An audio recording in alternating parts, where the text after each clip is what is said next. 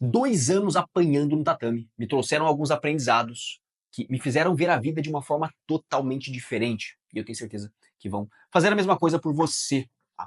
Eu sempre tive dificuldade em aplicar conceitos mais filosóficos que a gente aprende nas artes marciais, no caso do jiu-jitsu, para a vida. Eu sempre vi que tinha gente com muita facilidade nisso. Né? Um cara, sei lá, fazia 3 meses de jiu-jitsu, saía com um monte de ensinamentos, um monte de coisas que o cara conseguia aplicar na vida. Não sei se ele conseguia aplicar isso ou não, ou se era só da boca pra fora. Mas o fato é que eu demorei muito tempo, cara, pra realmente conseguir pegar coisas do tatame e colocar na vida cotidiana. Eu acho que só realmente com essa exposição prolongada e você realmente batendo nas mesmas teclas todos os dias, né? Eu tô falando aqui de conceitos filosóficos mesmo. Como você pode ver, eu separei aqui 5 conceitos pra conversar com você hoje. E eu demorei para que isso realmente fosse aplicado na minha vida. Mas quando a chave virou, cara, muita coisa mudou. Então, o primeiro desses aprendizados foi calar a boca. Por quê? Eu sempre tive a tendência, a inclinação a compartilhar as ideias que eu via, que eu aprendia com outras pessoas. E, cara, até aí tudo bem. Até aí tudo bem. O problema se torna quando você faz isso em momentos que não são os momentos para fazer isso. Exemplo prático. Tava lá eu, faixa branca, 2 graus aí, com, sei lá, 6 meses de jiu-jitsu, começando a tentar entender o que que é o jiu-jitsu, sabe? 6 meses não, eu já devia ter quase 1 ano, eu acho, de jiu-jitsu. Mas eu começando a entender como é que funciona isso aí. E sei lá, o cara mais experiente, muito mais graduado que eu, passando posição, e eu tentando validar coisas que eu via em outros lugares, assim, sei lá, vi na internet uma posição específica partindo daquela que eles já estavam mostrando, né? E eu, pá, será que não dá pra fazer isso? Será que não dá pra fazer? E se a gente fizesse assim, fizesse assado? E, cara, qual que é a grande questão disso, né? Quando você tem muito esse costume de compartilhar aquilo que você aprende, você, por um instante, se fecha para aprender coisas novas.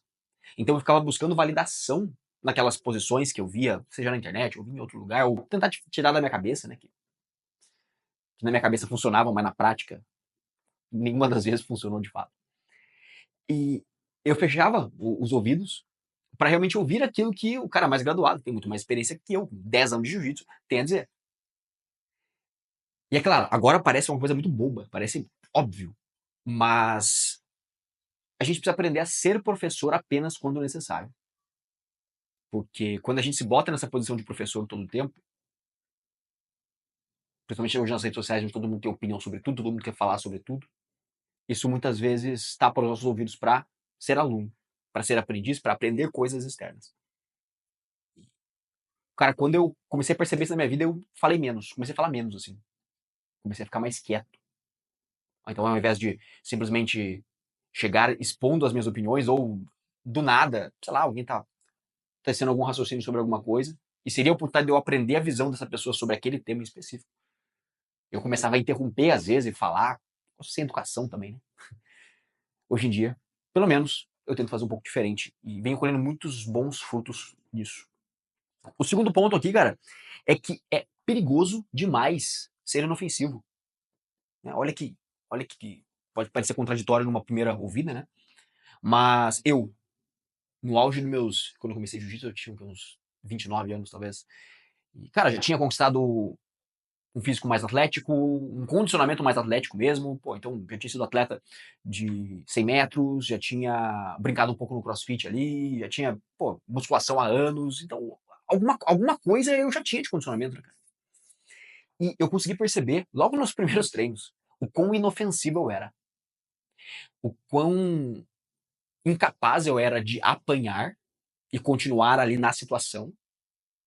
E o quão menos capaz ainda eu era de bater, de fazer alguma coisa, de, de ser perigoso. Né? E qual é o problema disso, cara? O problema disso é que, primeiro, né, o mundo hoje é violento, de algum grau, né, em algum grau. Não que você vá usar isso pra rua, não que você vai ter que aprender jiu-jitsu pra usar com os outros na rua, acho que não é bem esse o caminho. Mas, quando eu entendi que mesmo com aquele condicionamento todo, mesmo com aquela posição toda, eu ainda era inofensivo, eu, é claro, me dediquei para deixar de ser inofensivo o mais rápido possível. E durante esse aprendizado, cara, a minha autoconfiança aumentou muito. Então, eu já não era um cara com uma confiança muito baixa não, cara. Eu já tinha uma certa confiança.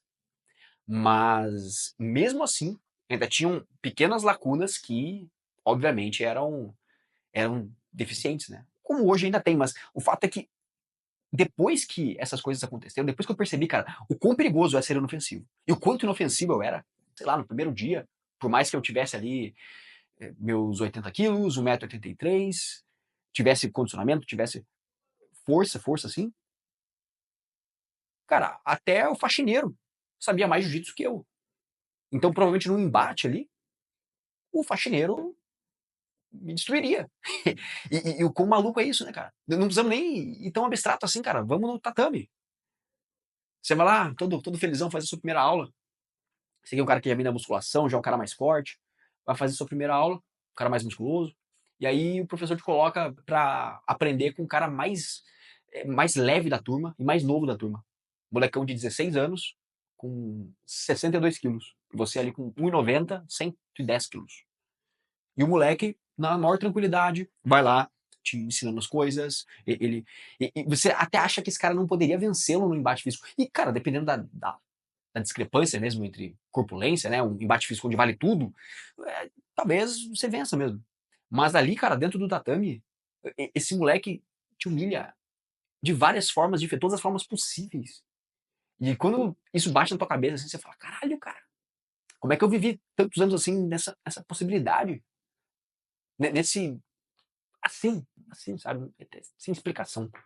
Isso aumentou muito a minha confiança quando eu deixei de ser tão inofensivo assim. Ou pelo menos quando eu mapeei grande parte do que eram as minhas, os meus pontos de mais fragilidade, assim, física. Nesse sentido, cara. Então, é, é, isso está totalmente conectado, inclusive, com o terceiro ponto, que é aprender a ser generoso. E é claro, né, esse tá no rol de coisas óbvias que, que aparecem, né? Que, no jiu-jitsu você tem que ser humilde, você tem que ser generoso. Mas, cara, na prática, o que significa isso? Quando eu entrei no jiu-jitsu, eu treinava no horário de manhã, e só tinha o professor, eu e mais um outro camarada. Ele tava na branca ainda, tava 4 graus na branca. Mas, cara, isso era 2 anos de diferença de jiu-jitsu pra mim, né? 2 anos e pouco, talvez, ele parou um meio tempo ali, mas era muita diferença de tempo de jiu-jitsu, né? Então não é porque nós éramos faixas brancas que era a mesma coisa, totalmente pelo contrário. E eu me lembro, cara, que depois de um tempo eu comecei a perceber, porque o cara que tá entrando no jiu-jitsu, ele tem várias oscilações, assim, de confiança dentro do jiu-jitsu, né? Então, no primeiro dia, o cara não sabe nada, ele sabe que não sabe nada. Aí o cara vai aprendendo um pouquinho e até que ele meio que começa a desenvolver um pouquinho melhor, né? E aí ele começa a ir melhor, melhor, melhor, melhor. Melhor que eu digo, ele vai encaixando uma posição ou outra, ele já não tá tão apavorado assim, já não tá fazendo força no vento, né? Então ele sabe um pouco bem como defender algumas coisas. É claro, tá apanhando pra cacete ainda, vai apanhar pra caralho. Mas ele já tá um pouco mais confortável, assim, na modalidade, né? Ele não tá fazendo aquela cara feia, assim, quando tá tomando alguma coisa. E eu tinha esse outro cara, né? Que tava comigo. E eu me lembro bem, no dia que eu achei que eu tava começando a ir melhor, e aí eu percebi, eu comecei a perceber, por estar mais relaxado durante o rola, que ele aliviava muito pra mim, cara. Muito. Mas assim, muito, de um jeito inacreditável. E é óbvio que isso aconteceria. Porque senão não ia dar treino. Não ia dar treino pra ninguém. Nem pra mim, nem pra ele. Eu ia ser um saco de pancada na mão dele e eu só ia apanhar também. Então, enfim, nem pra ele e nem pra mim ia dar certo. Ele não ia conseguir treinar em nenhuma posição porque eu não ia conseguir entregar o mínimo nível de resistência pra ele. E ele também não. E eu também não ia conseguir treinar nada porque, obviamente, né? Não ia sobrar brecha pra fazer absolutamente nada. Foi aí que eu percebi, cara, que ser generoso é fundamental pra que você e a pessoa que tá com você também evoluam. Então, ser generoso, isso na vida real, cara, se traduz muito facilmente, cara, muito facilmente. Seja numa generosidade intelectual, você vai ter com alguém, ensinando alguém mesmo, e deixando com que essa pessoa aprenda também, ao invés de só vomitar um monte de informação na cara dela. Sabe, imagina que você é um cara que tá treinando alguém para a mesma posição que você. Você é um empresário, você tá treinando alguém na mesma posição, você é um cara das vendas, tá treinando um cara para assumir sua posição ali, para você fazer outra coisa, para você subir de cargo. E você tá treinando um cara do zero, ou o cara já é um pouquinho experiente, mas existe um delta muito grande, um gap muito grande entre aquilo que você sabe e o que o cara sabe, né? E você realmente conseguir expor essa pessoa ao processo de aprendizado sem ficar vomitando um monte de informação para ela, ou então elementos, cara, como sentimento, sabe? Quando você, olha que coisa tá vindo agora esse pensamento para mim. Mas quando você ouve o que a outra pessoa tem a dizer, seja a pessoa teu cônjuge, esposa, a tua namorada, você ouve o que ela tem a dizer, você compartilha com ela desse sentimento, ao invés de simplesmente, e eu tenho um grande problema com isso, tá? Eu tendo a ser um cara um pouco mais resolutivo nas coisas, buscar resolução. Então a pessoa me traz uma informação, eu tento, cara, jogar isso num caldeirão ali e entregar uma solução para ela. Muitas vezes a pessoa não quer isso, cara. Muitas vezes a pessoa só quer desabafar, só quer conversar. Então essa generosidade está em você numa posição mais elevada ali, na hora, né? Uma posição mais elevada de, como posso dizer, cara, de espírito, sem estar tão numa situação de sentimento, numa situação sentimental, você não está envolvido com aquele sentimento, né? Então você está numa posição mais calma ali. Não é que você esteja superior ou qualquer coisa do tipo, mas acho que você entendeu o raciocínio. Você está numa posição mais calma ali, você não está envolvido por todo aquele sentimento, não está abraçado por toda aquela situação. E você conseguir conduzir aquilo da melhor maneira possível, sendo generoso, e deixando com que a outra pessoa brinque também. Seja no jiu-jitsu, então, a pessoa rolar junto contigo e a pessoa treinar uma posição, a pessoa treinar se defender, alguma coisa nesse sentido. Seja na vida real também a pessoa poder expor alguma coisa para você. Então, cara, isso é uma coisa que, é claro, ainda tenho muito a amadurecer nesses pontos todos, mas isso me pegou bastante. Isso nos leva ao quarto ponto, cara, que sempre vale a pena testar os nossos limites. E é claro, com cautela, né? Com cautela. Eu brinco que no jiu-jitsu, cara, se o cara me pega numa chave de articulação, eu sou criança, eu sou uma criança, eu bato na hora. Eu nem tento resistir direito. Direito, assim, claro, encaixou. O cara me pegou no armlock, encaixou, cara, bateu. Não tem erro. Assim, não é pra ficar tentando virar herói, ficar resistindo. Não, não. Encaixou na chave de articulação, cara, já era. Pegou uma botinha ali, pô, já foi, cara. Já foi. Claro, quando tá bem encaixado, né? Não é, pegou mais ou menos ali, tá só, puxou o braço, tá num. Não, aí não, aí não. Mas, pô, o cara encaixou a posição mesmo. Beleza. Agora, uma vez eu vi isso em algum lugar, não me lembro aonde, cara. Não me lembro aonde. Mas o estrangulamento é um momento onde você pode ver até onde você é capaz de ir. Porque, cara, o máximo que acontece no estrangulamento ali é você apagar. É claro, não que seja bom, não que seja legal, não que seja da hora, pô, maravilha, paguei hoje. Não me parece muito bom. Nunca paguei. Não me parece muito bom. Só que, ao mesmo tempo, cara, é onde você tem a possibilidade de ir um pouco mais além. De ver até onde você consegue aguentar. É claro, nesse meio tempo se defender, né? Não é abandonar ali, deixar o cara te estrangular. Até porque muitas vezes, e eu vou ser sincero com você, cara, muitas vezes, quando eu vou estrangular alguém, o negócio não tá muito bem encaixado, não. Eu só faço um pouco mais de força ali e não vai pegar. Não vai pegar, tá meio pegando aqui na. A lapela tá meio pegando aqui no queixo. Não vai pegar, cara. Não vai pegar, mas também não vai machucar o cara. Às vezes o cara bate no susto, sabe? O cara usa a mesma regra da chave de articulação pro estrangulamento. Então, quando o cara minimamente encaixa um estrangulamento ali, o cara já tá batendo, sabe? Tipo assim, o cara pega pelas costas, o cara vai te dar um mata-leão e você meio que bota a mão aqui do lado, assim, sabe? E aí não vai pegar, cara. Pô, não vai pegar, mas tá desconfortável. E resistir um pouco mais foi uma coisa que eu comecei a levar pra minha vida. Então, parece que a gente sempre consegue esticar um pouquinho mais o elástico, sabe? E usando isso que eu uso pros estrangulamentos, cara, eu trago pra minha vida pessoal também. Aonde eu penso em sempre me expor um pouquinho mais de desafio.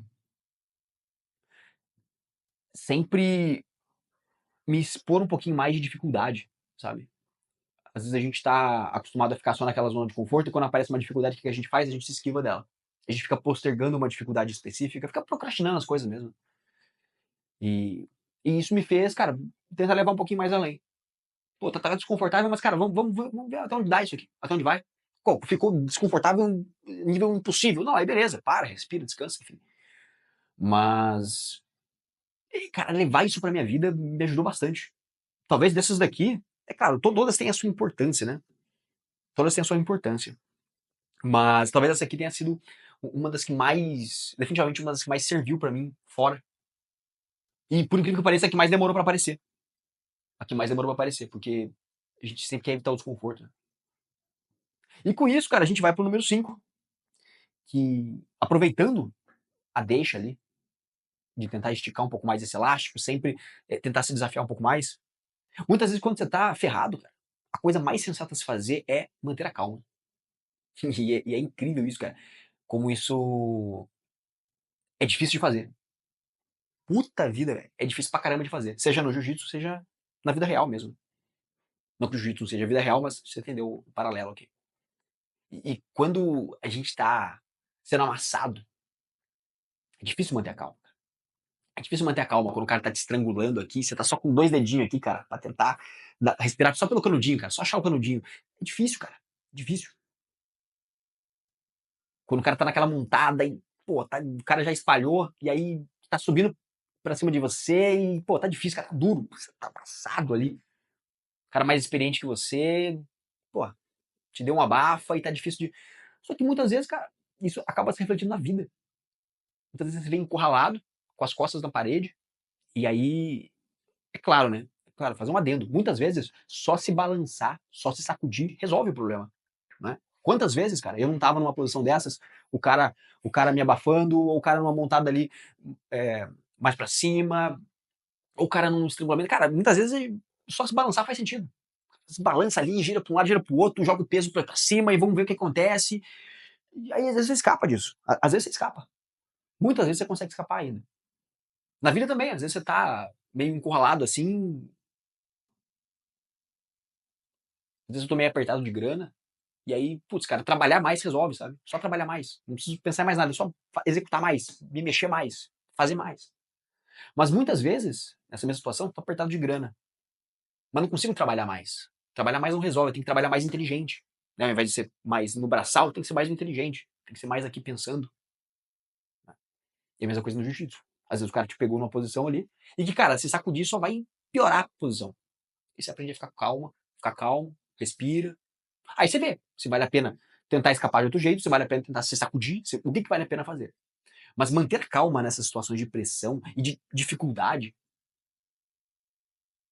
quando você tá ferrado, quando você tá com a corda no pescoço ali, tá com a água batendo no queixo, tendo que puxar aquele ar só no canudinho aqui, me ajuda muito a trazer isso pra vida real, cara. E é do caralho, quando você pega esses. É claro, esses foram 5 percepções minhas, né? Você pode ter outras 5 percepções. Inclusive, eu quero saber, cara, nos comentários, se você já teve essas percepções aqui, se você tem outras percepções pra adicionar, bote aqui nos comentários, cara. Eu quero gerar interação com isso aqui. Eu quero que você me conte também quais foram os seus maiores aprendizados no jiu-jitsu, aquilo que você pôde. E não só no jiu-jitsu, qualquer outra arte marcial. As artes marciais, no geral, elas têm esse elemento de mais aprendizado, né? Então, coloque aqui nos comentários, eu quero saber a tua opinião, quero saber o que você aprendeu. E quando vem, eu aprendo mais coisa ainda com você, cara. Olha que da hora, cara. Puta que pariu, olha que bacana. Você vem, assiste um vídeo, aprende alguma coisa, bota aqui nos comentários alguma coisa que você aprendeu e que eu não sabia, e eu aprendo isso também. Pô, do caralho, isso aí, meu. Mas é isso aí, cara. Se você gostou desse vídeo, deixa o um comentário, se inscreva no canal, deixe o like. E eu tenho certeza que se você gostou desse tipo de vídeo aqui, você vai gostar de algum dos outros vídeos que vão estar aparecendo aqui na tela também. Beleza, meu querido? Tamo junto e um abraço.